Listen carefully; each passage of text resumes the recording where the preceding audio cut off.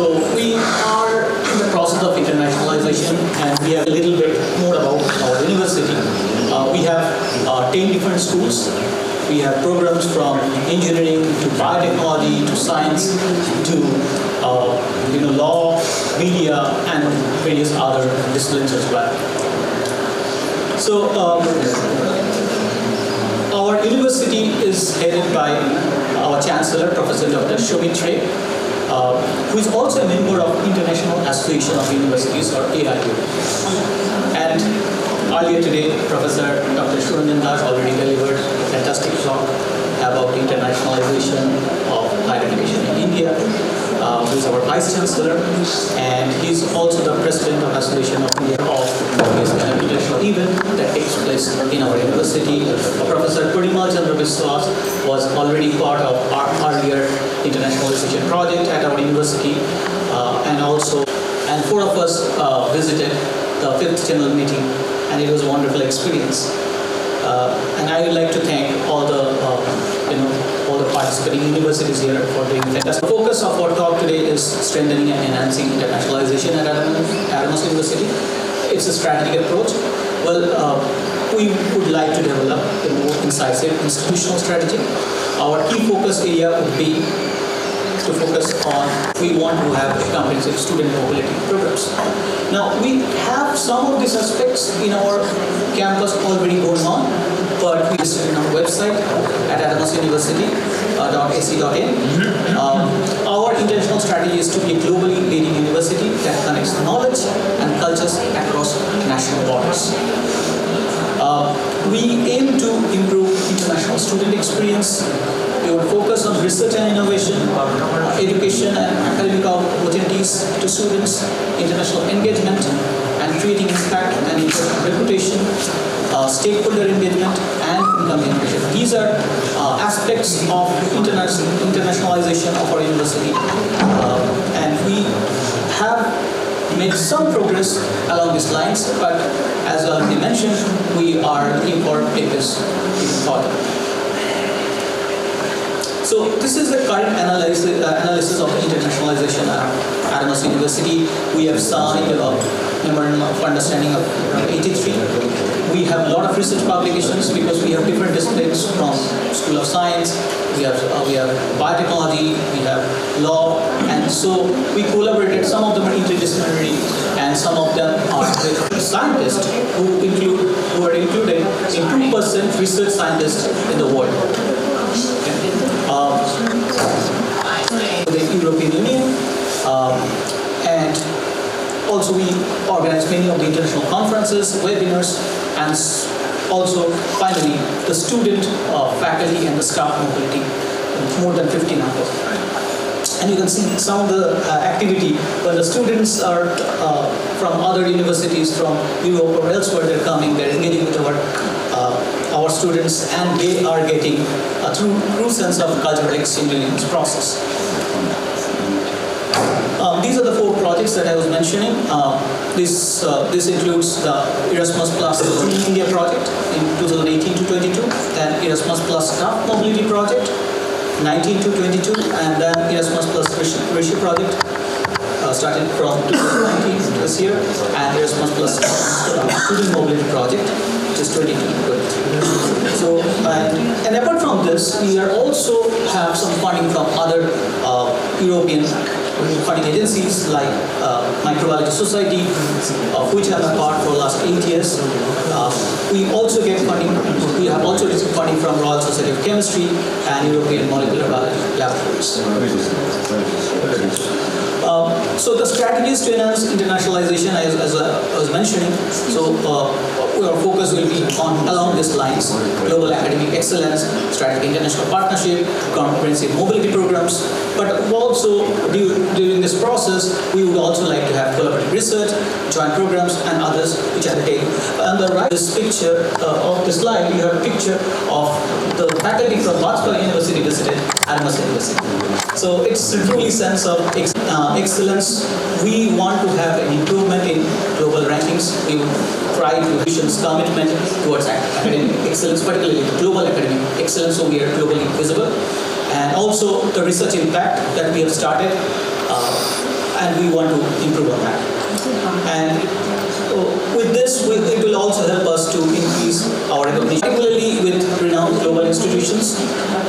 And we also want to have, exchange which universities or institutions across other parts of the world take and collaborate with us based on our strength. And this will help us to develop a diversified network of partnerships, and that spans across various regions and disciplines. We have already mentioned we have 10 different schools, 10 different programs, 10 different schools with more than 50 programs, and this will enhance the institution's global reach. Mobility is a very important part of internationalization, and we would like to connect with other institutions, global institutions. And Rishi actually already, Professor Dash mentioned that it doesn't focus on the ranking of a particular university when it's being supported by Rishi. So this is a perfect platform for many upcoming universities to develop, to become visible, or to collaborate, and truly become international in this process. In the airport, they are traveling towards some destination, and Suzanne, a few students, they visited UK institutions, and they had a summer program for a few days. Few weeks. And also we have other kind of faculty engagement and collaborations. This is something that we would also like to improve on, because internationalization, truly speaking, it's not just few faculty members to be involved. It's a mindset that we would like to be part of this university, and this university is going to reach in more than this particular region or this particular country. So it's this active involvement of faculty members are equally involved. So Rishi projects, these workshops particularly helped us to make the faculty and the students the importance of going international.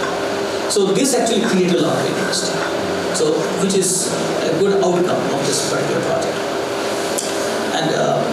And this will also help in, we'll also focus on, you can see every year we try to organize this kind of conferences, international conferences. So here you can see the Adamas Global Summit, which is organized in 2022. We have speakers from different conferences, faculty exchange programs, as I already mentioned. So this is very important. And during this process, you can see the campus will also become more inclusive. We are more open to other cultures. If we can understand their culture better, not only global citizens, but also this will help them to place internationally. In fact, this year we are planning to have some international placement in Dubai. So while we are taking a group of students, and based on their performances, based on their CGPA, we are screening them and we are taking them to Dubai and we are placing them. And this kind of perspective actually helps comprehension on understanding of international issues among students and staff.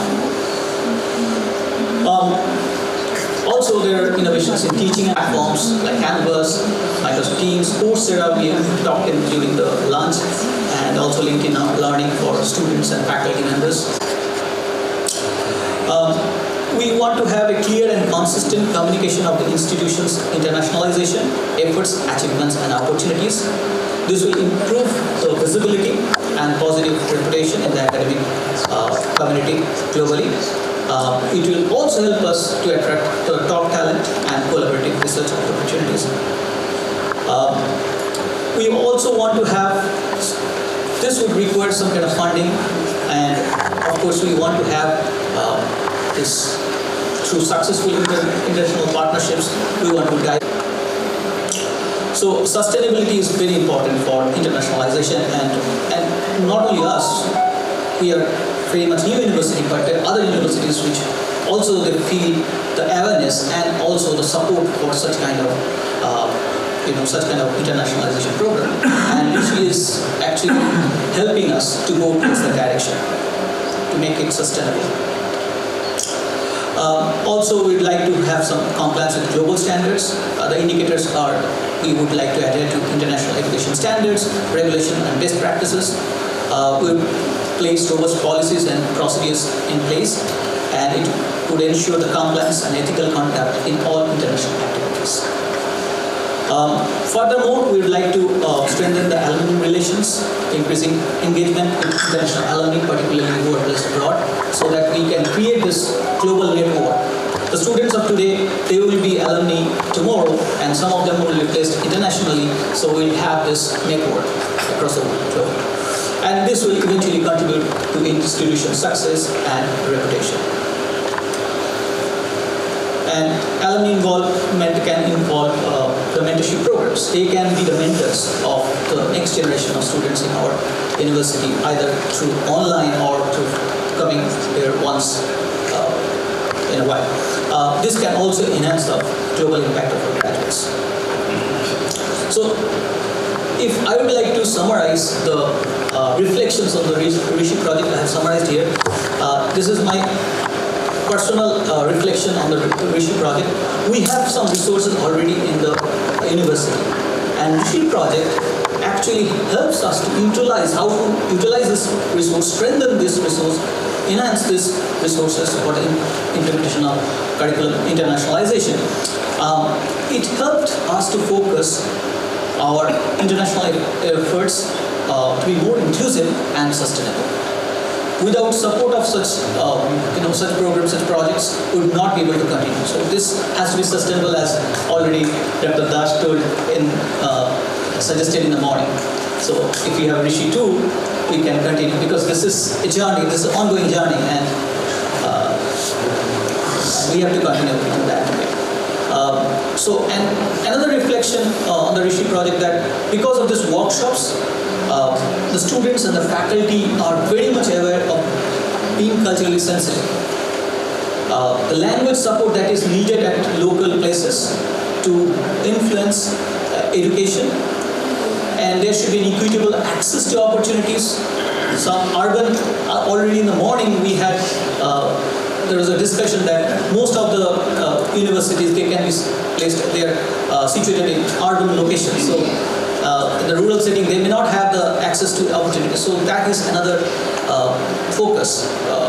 And also the promotion of local expertise and knowledge. So making that aware to your faculty and staff and the students, I think it's one of the outcomes of this Rishi project.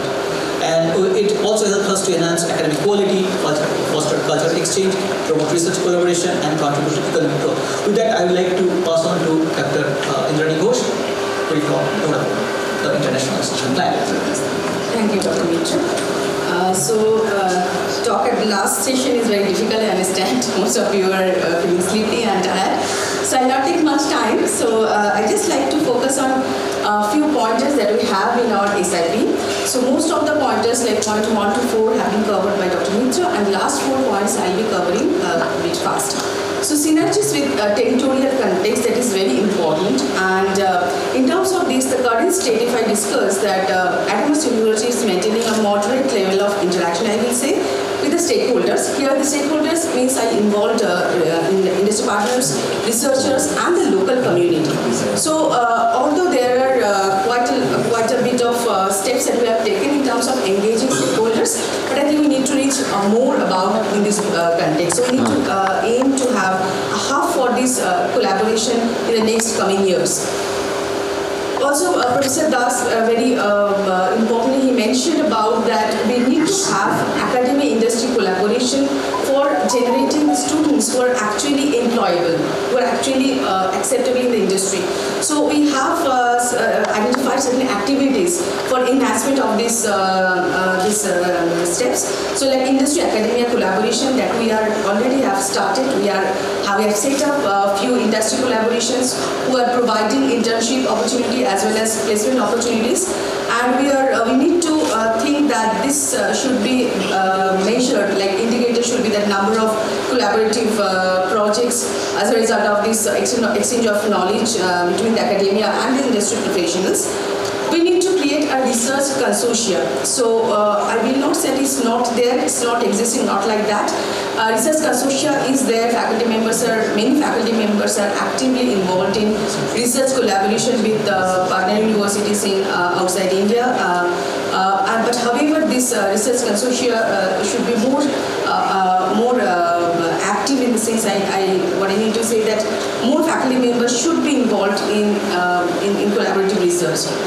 The another important aspect is the technology transfer. So the product that we are developing in the university, that is the product or the idea of the research that is patentable.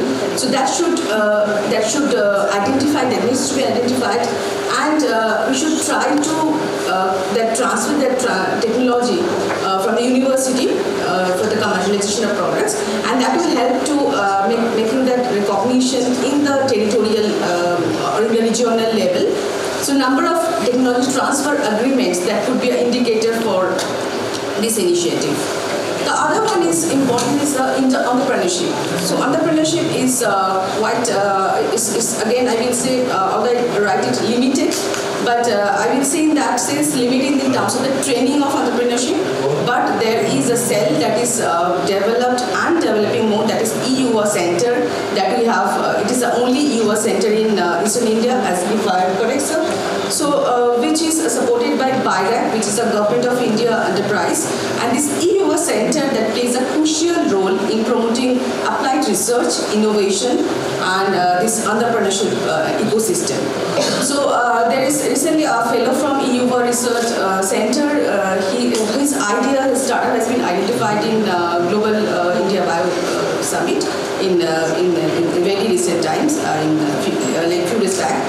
So this is what I can say, that in the entrepreneurship ecosystem creation is very important, and which we are going towards. We are taking steps, and we are doing quite well, but we need to create a more focused system.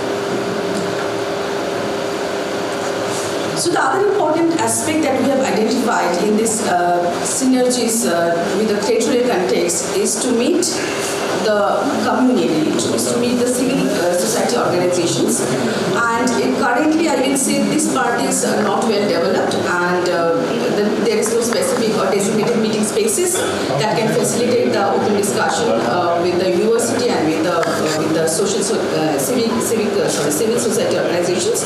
But in coming few years, we are focusing to have designated meeting places and a structured system for this kind of discussion with civil organizations.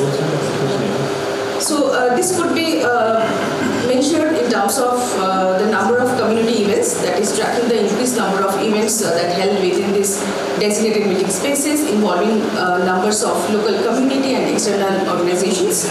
The number of collaborative projects, in terms of collaboration, is not only the collaboration with the academia industry, but with the capacity building with the civil society organizations. So visibility in terms of, we mean that visibility in terms of this international visibility of Adamas University in terms of research results. If I say that I will say it's not limited, not excellent, but it's moderate, that we are doing, we have done, but we need to reach a lot of miles in that particular respect. So there are research publications that Sir has already mentioned, and there are also 2% scientists. There are two scientists from Adamas University who are listing 2% scientists in the global list. So that is also something I must mention. So with this, what are the activities and what are the indicators for this?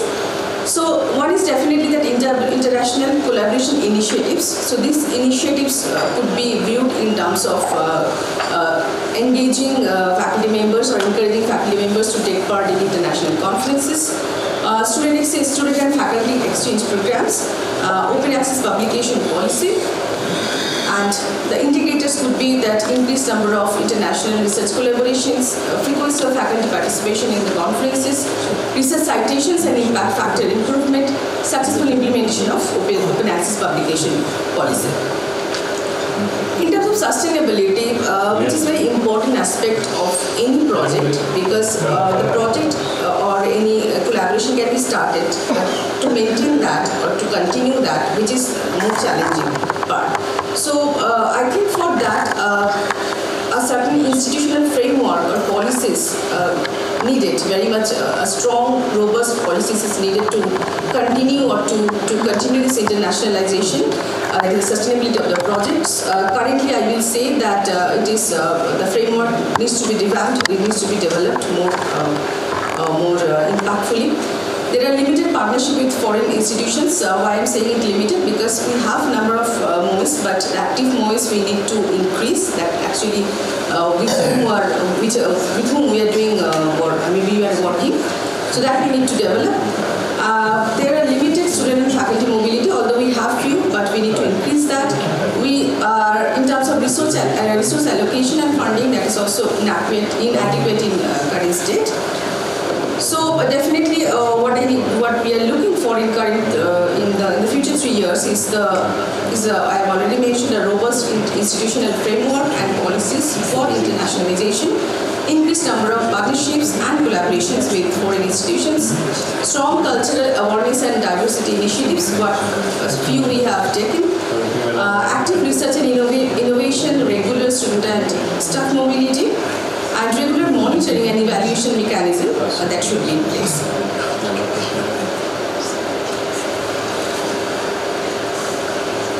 So in terms of financial management, which is again a very challenging one in any project, so here I will say that there is a structural development also needed, at least for Adamas University. There are very few or limited people who are involved actually in financial management of international project. So currently, Director International Relations and our Vice President and Dean Student Affairs and few faculty members are involved. So we need to have a structured and more designated role for this financial management. So there should be positions who will give us the strategic direction for internationalization.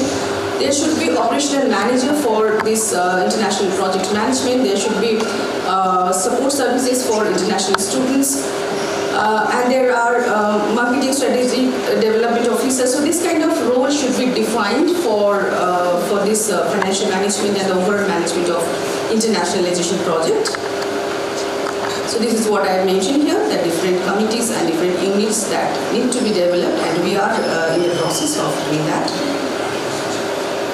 So I have mentioned few activities and indicators for this financial management. So like development of marketing strategies to promote international programs. Although we are having strategies for promoting our different programs that is existing in the universities, but particularly for international programs, we need to develop more impactful marketing strategies. Submission of budget proposals to financial services, outline the expected expenses for international programs. That is also required. Collaboration with financial services to identify and apply for grants. There are certain programs that Mrs. Sir mentioned, that GIAN programs, so we should look for and we try to look at the opportunities that we can have from those kind of initiative with the Government of India as well. And also in terms of the other universities, NEP 2020 policies, we are aligned with the policies whenever we are making our internationalization plan. So that is what briefly I can summarize or I can complete here. This is some of the pictures in terms of our SL1, SL2 and SL3 workshop. Our visit at Bilbao, Spain. Two of our faculty members could not attend this time because examination is going on at the university, so they are busy handling those responsibilities as well. So with this, these are again some of the pictures of student exchange with the student and faculty exchange with Rainbow University of Technology. There's a few glimpses of our Global Summit International Student Conference that we conducted. So these are only the few glimpses. There are a lot of many other activities that we actually covered and highlighted in 5GM Rishi. So with this, I would like to thank you, all of you, for your patient listening, and I must say we are very indebted and we are thankful to Ivan, Asir, Anna Maria, Alfredo, Francesca, sorry. And if I'm missing anyone, and also our partner universities from India. So it was really a great experience for all of us, a lot of learning, but it should not be, the end here. We should proceed, we should move forward with the learning that we have received. We should try to implement the way possible, might not be the 100%, but at least possible for each university. We should at least work on it and make it a more effective consortium in the future. Looking forward to it. And we are also definitely, I'm very much thankful to my team members, Dr. Mitra, Dasuri Mukherjee, Professor Rudra Prasad Saha, and other members. And we are indebted to our university, our Chancellor, Vice Chancellor, and other faculty members who helped.